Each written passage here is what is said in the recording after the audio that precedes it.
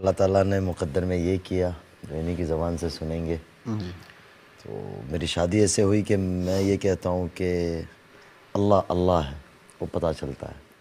रमज़ान के बाद जब कोरोना पहली दफ़ा खुलने लगा तो हमारे यहाँ से जब ऐलान हुआ हुकूमत की तरफ से, तो मैंने इन्हें कहा कि कोई बात नहीं, भी आप काम करें और थोड़ा सा हमारी बातचीत हो चुकी है, ख़त्म हो तो फिर मैं थोड़ी सी सुनाता हूँ। तो हमारे जो नाजरीन देख रहे हैं उनमें जिनकी शादियाँ नहीं हुई उनको बड़ी हिम्मत होगी लड़कों को।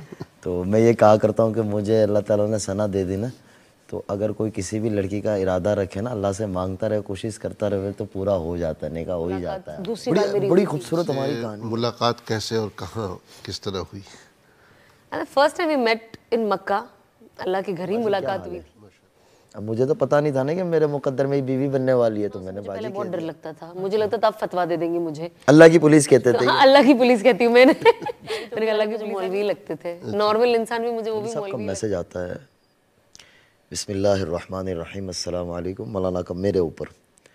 बेटा मेरा दिल बड़े सरे सदर है, अगर तुम्हारा सना के साथ निकाह हो जाए तो बड़ी अच्छी बात होगी। एक लड़की जहन्नम के रास्ते से जन्नत के रास्ते पे आ जाएंगे, अल्लाह उसके रसूल बड़े खुश होंगे। मैंने हज़रत मैं ऐसे लेटा हुआ था ना, मैं ऐसे उठ गया झटके से, लेकिन मुझे ये समझ में नहीं आ रहा ये कौन सी सना। ऐसा मैसेज सुन के तो मुर्दा भी जो है बिल्कुल ऐसा ही।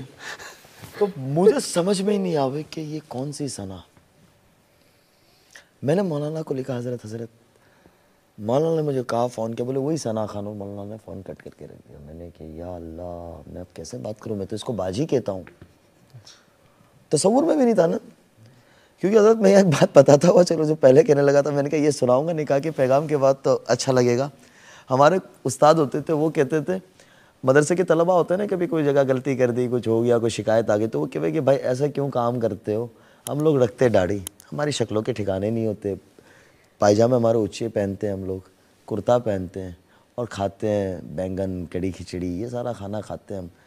तो बोले हमें तो लड़का भी ना देखे तो लड़कियों के पीछे क्या पड़ना। बोले जब मुकद्दर में अल्लाह देगा तो कर लेना निकाह, वरना घर में खामोश बैठे रहना। बोले बिल्ली के ख्वाब में छिछड़े, बोले सुना है कभी। मैंने कहा हाँ। तो बोले अपनी शक्ल तो ज़हन में आया कि मैं इनको मैसेज करता हूँ। अब हज़रत मैं निकाह की बात करने लगा हूँ, मेरी अकल यानी लंबी थी भी नहीं, और वो क्या कि वे एक शौक़ भी था और खुशी भी थी। तो मैं इनको कह रहा हूँ, मैंने कहा बाजी आपसे कुछ बात करनी है। बात करने लगा हूँ निकाह की और बाजी लिख रहा हूँ। तो शुरू में मेरे पे बड़े वो हुए कि यार आप बाजी। मैंने कहा यार हमें तो पता थोड़ी ना था कि ये अल्लाह ताला ने मेरे मुकद्दर में लिखा हुआ है ऐसा आगे। मैंने इनको कहा कि मेरे आपसे कुछ बात करनी है। इनका रात 11 बजे मैसेज आया कि हाँ जी बोलिए। अब मैं डरने लगा। मैंने कहा अगर मैंने इनको ये बात कह दी, ये मेरे ख़िलाफ़ वीडियो बना देंगे कि ये मौलवी सब बड़े बदतमीज़ होते हैं। मेरे को डर भी लग रहा है। मैंने मतलब हकीकत बयान कर दी। हाँ। उसके बाद अल्लाह मियां ने मेरे दिल में डाला, मैंने कहा एक काम करता हूँ, ये 2 वॉइस नोट मैं सीधे इन्हें भेज देता हूँ। मैंने वो वॉइस नोट मौलाना साहब के इनको भेज दिया, नीचे लिख दिया। मैंने कहा मैं नहीं कह रहा हूँ, मौलाना कह रहे हैं ये बात को। और फिर मैंने फ़ोन बंद कर दिया। और फजर से पहले मैं उठा मस्जिद में, मैंने ताजुद वाजुद पढ़ी, अल्लाह मियां से दुआ हुआ करके मैंने देखा तो इन्होंने हंसते हुए सिंबल मुझे भेजा हुआ था। मैंने कहा चलो पहला मरहला तो गुजर गया। अल्लाह से मैं मांगता था रोज़ाना 2 नफल पढ़ के। जिस दिन से ये बात आई उस दिन से लेके 2020 2 साल, लेकिन वो 2 सालों के अंदर वैसी नफलें कभी पहले नहीं पढ़ी। पहले कभी नहीं पढ़ी और उस दिल के साथ भी नहीं पढ़ी। अल्लाह माफ़ फरमाए। वो कहते हैं ना अल्लाह के लिए दुनिया भी मांगते अल्लाह दे देता है, तो अल्लाह के लिए हमें अल्लाह से बड़ा ही मांगना, आखिरत मांगनी चाहिए बड़ी। मुझे जन्नत फिर नज़र आई, गुलदस्ता आ गई जी। मैंने ऐसे करके फ़ोन निकाला, टक टक करके। मैंने कहा बात कराओ। बोले जी बात कराओ। मैंने नियत की, मैंने कहा आज मैं जाके 200 रियाल सदका करूँगा। मुझे याद है वहाँ भी कंजूसी। हाँ 200 रियाल अभी तक पक्का नहीं। 200 रियाल हजरत हम इंडियन के लिए बहुत बड़ा पैसा है ना। नहीं लेकिन 500 रियाल का भी तो मैंने 200 रियाल, मैंने ऐसे फ़ोन निकाला तो 100 की 2 आ गई। मैंने कहा ये दोनों सदका कर दूंगा मैं। तो इनके मुझे मैसेज आ रहे थे, इनके कुछ मसाइल थे, उस पर इन्हें बात करनी थी। इत्तेफाकन मेरा फ़ोन बंद था और मैं हरम नबी शरीफ में था। जब मैं बाहर निकला मैंने देखा इन्होंने मुझे बहुत ज़्यादा मैसेजेस किए हुए थे और 8 10 कॉल थी। और उन्होंने मुझे कहा कि अगर आज आपने रिप्लाई नहीं दिया मुझे भी 2 घंटे में, तो आज के बाद मैं किसी मौलवी पे भरोसा नहीं करूँगी। मैंने इसको बाहर निकला, सलातो सलाम पढ़े, बाहर से वीडियो रोज़े रसूल से बनाया, अस्सलाम वालेकुम, मैंने कहा मैं यहाँ हूँ, इतना बोल के फिर मैंने कहा अल्लाह की बंदी, मैं हरम में था, फ़ोन बंद था, नेटवर्क नहीं था और कोई बात नहीं है। खैर वो बात होगी, 2-3 दिन के बाद मेरी इंडिया वापसी हुई।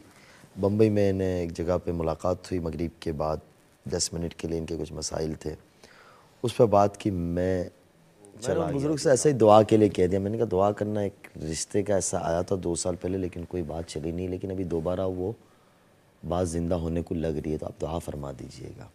हमारे बुज़ुर्ग बहुत भूले भाले, बड़ी उम्र वाले, उनको फ़ोन का भी पता नहीं, फ़ोन भी नहीं उनके पास। बोले अल्लाह मदद करे आपकी, बस इतनी उन्होंने मुझे कहा। मैंने कहा दुआ करते रहिएगा। इत्तेफाकन हज़रत लॉकडाउन लग गया 2-3 दिन के बाद, तो मुझे कुछ मेरे दोस्त अहबाब जो हैं इंडस्ट्री से जुड़े, वो कहते हैं कि लॉकडाउन में 2 का ही फ़ायदा हुआ है, एक आपका फ़ायदा हुआ, एक हमारे अंबानी साहब बड़े बिजनेसमैन है, बोले उनका पोता पैदा हुआ तो जानशीन बना, उनका फ़ायदा हुआ है, बाकी सबका नुकसान हुआ है। तो लॉकडाउन अल्लाह ताला ने मेरे लिए नेमत बनाया।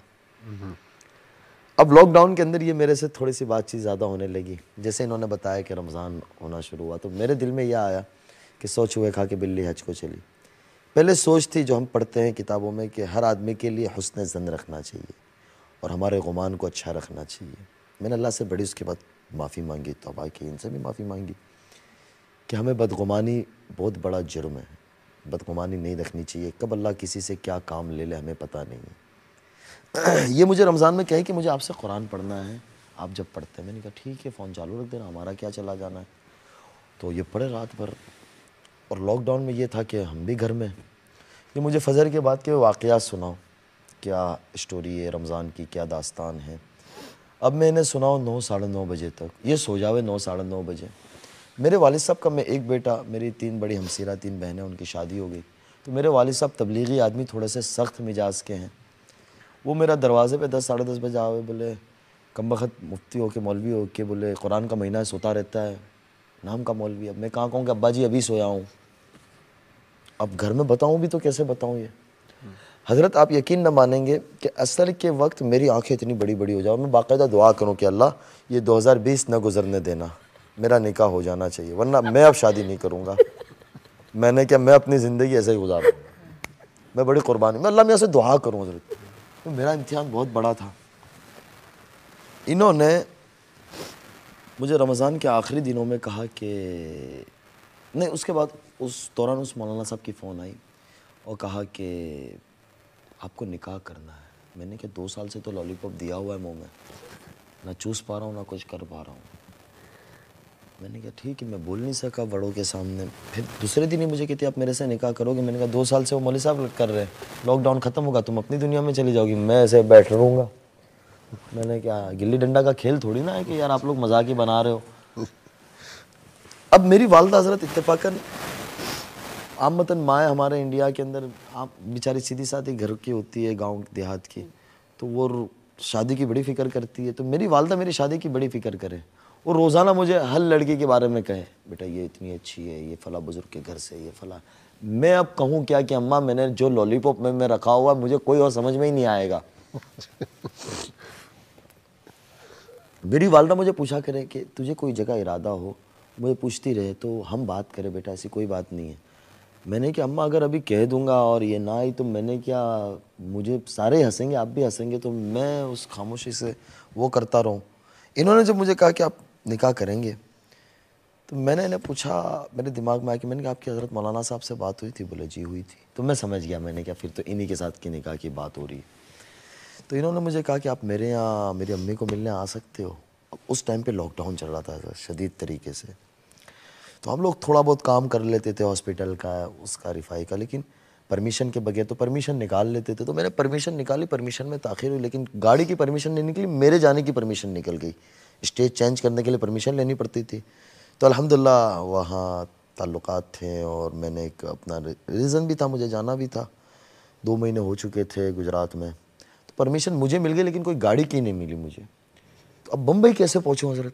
तो मैं साथियों से मशवरा कर रहा हूँ कैसे जाऊँ, तो कोई क्या मशवरा दे रहा है, कोई क्या मशवरा दे रहा है। आखिर ये तय हुआ कि मुझे शाम को हमारे यहाँ से सब्ज़ी का टेम्पो जाता है, उसमें बैठना है मुझे।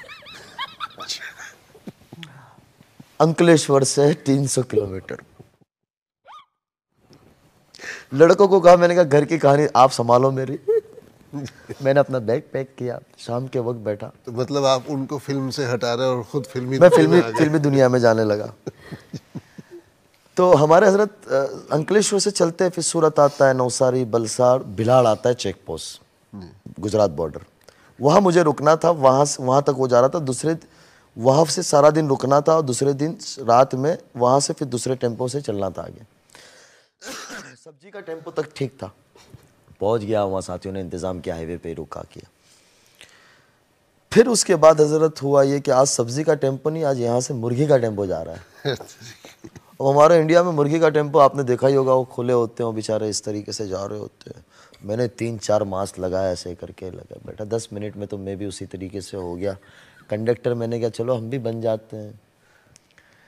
जो साथी ने ये इंतज़ाम किया था वो मुझे पूछे, मौलाना इतना ज़्यादा ज़रूरी क्यों है?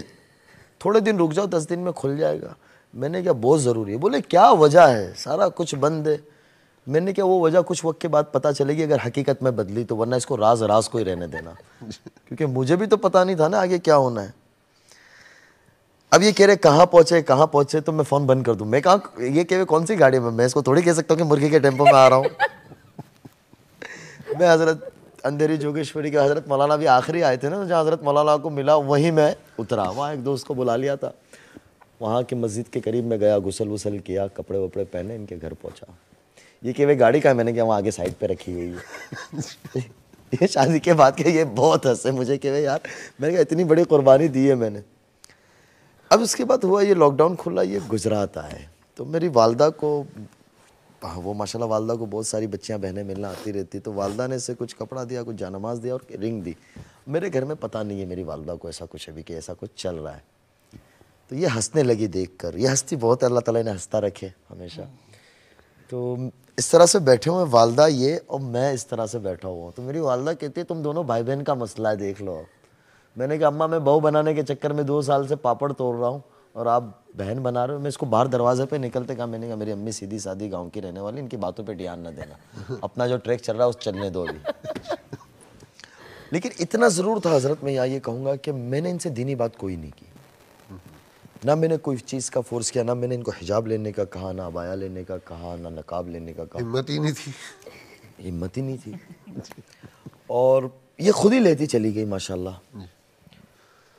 उसके बाद हज़रत हुआ यूँ कि ये मुझे कहने लगी कि अब मैं अनाउंस करके तौबा करना चाहती हूँ। मैंने कहा यार ये तो बड़ा मसला है, आगे लोग कैसे लेंगे इसको, पॉजिटिव लेते हैं नेगेटिव लेते हैं, मेरे लिए बड़े कठिन थे। मैंने कहा अगर हज़रत ने मना कर दिया तो फिर तो मुश्किल होगा मुझे सबको मनाना।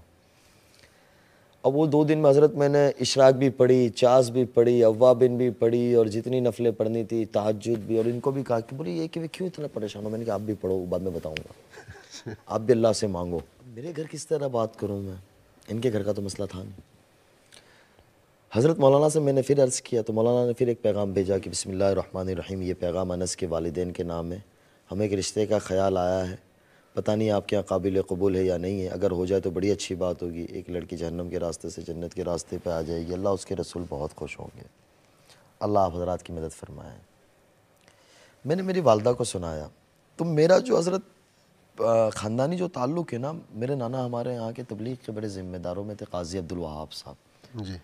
तो वालदा मेरी बहुत रही नाना रहमतुल्लाह अलैह के साथ, तो वालदा का जहन दीनी दावती वाला बहुत ज़्यादा था। मैंने वालदा को सुनाया तो वालदा कहने लगी बेटा बहुत अच्छी बात है, तू राज़ी है तो इससे अच्छी बात क्या हो सकती, बहुत अच्छी बच्ची है।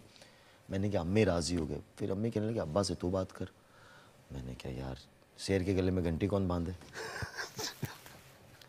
अब अब्बा से बात करने के लिए बड़े पापड़ बेले, फिर आखिर में मैंने अब्बा को मौलाना का वॉइस नोट सुना दिया। तो मेरे वालिद साहब कहते कौन सा ना ये, मैंने कहा सना खान। तो मेरे वालिद साहब ऐसे देख रहे, मैंने कहा अल्लाह ही खैर हो।